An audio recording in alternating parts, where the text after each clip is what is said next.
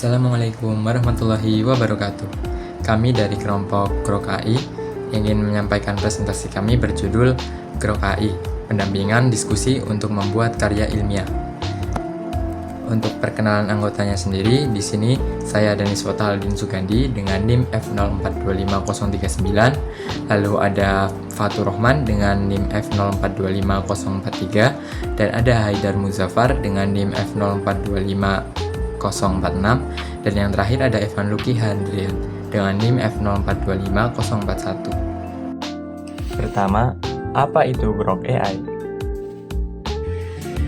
Grok adalah bot percakapan kecerdasan buatan berbasis model bahasa besar atau Large Language Model yang dikembangkan oleh perusahaan xAI pada 2023 silam. Grok AI dikembangkan oleh Elon Musk sebagai inisiatif sebagai tanggapan langsung terhadap munculnya ChatGPT OpenAI yang didirikan oleh Elon Musk sebelumnya. Bot ini terintegrasi langsung dengan X sehingga dapat mengakses informasi secara real-time. Lanjut ke slide berikutnya, yaitu mengapa Grok bagus untuk digunakan dalam pembuatan karya ilmiah.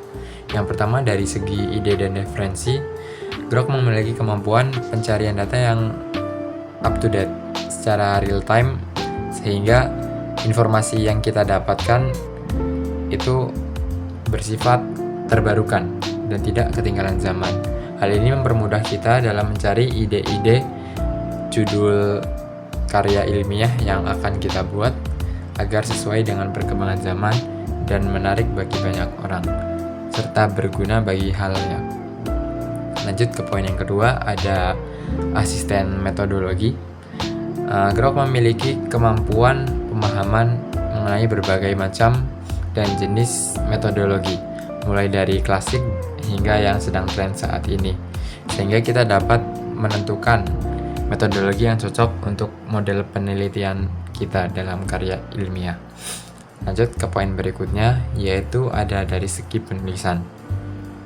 Grok dapat membantu kita untuk menyesuaikan gaya bahasa dan gaya sitasi, sehingga dapat mempermudah kita dan mempercepat kita dalam pembuatan karya ilmiah.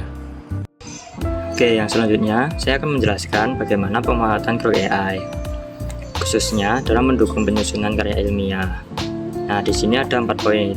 Yang pertama, untuk riset dan akses data secara real time. Keunggulan unik dari Grok adalah integrasinya langsung dengan platform X. Saat kita sedang mencari latar belakang masalah atau fenomena terbaru yang mungkin belum banyak dibahas di jurnal atau buku, kita bisa menggunakan Grok untuk menarik data berita dan tren yang terjadi akhir-akhir ini. Yang kedua, terkait sintesis literatur ilmiah. Saat membuat karya ilmiah, kita pasti dihadapkan pada banyak sekali jurnal tebal. Nah, pemanfaatan Grok di sini adalah untuk meringkas argumen utama dari jurnal-jurnal tersebut secara instan.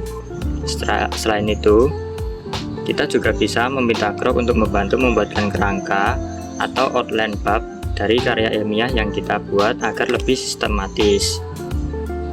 Untuk yang ketiga, pemecahan masalah dan analisis logika. Dalam penelitian, terkadang kita menemui metode kuantitatif, rumus, atau bahkan perlu mengolah data menggunakan sedikit bahasa pemrograman. Nah, Grok ini sangat pintar dalam menjelaskan logika yang rumit dengan bahasa yang lebih sederhana. Bahkan bisa membantu memperbaiki error atau debugging pada kode pengolahan yang kita buat.